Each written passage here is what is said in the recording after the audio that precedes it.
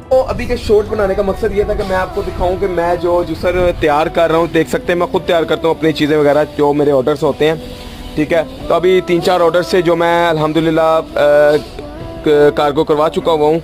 उसके अलावा ये आप चेक कर सकते हैं। ठीक है, ये अभी तैयार कर रहा था। ठीक है, ये ड्रिल वगैरह यूज़ करते हैं इसके लिए, तो इसलिए सारी ये बुर वगैरह आई हुई है। चेक करें इसमें जो मोटर यूज़ कर रहे हैं, बेहतरीन हैवी ड्यूटी मोटर है। ये चेक करें माशाल्लाह, और ये चेक करें ये फुल तैयार पड़ी हुई है। ठीक है, यह संभल करके रखती हुई है और बेहतरीन जूसर है। इसके अलावा हम ये सारे जूसर ब्लेंडर खुद तैयार कर रहे हैं। इसके बाद अभी ब्लेंडर्स के ऑर्डर हैं, वो भी इंशाल्लाह अभी तैयार करने हैं। ठीक है, वो भी अभी कार्गो करवाने हैं। ठीक है, और उसके अलावा ये आप देख सकते हैं सारा स्टॉक हमारे पास।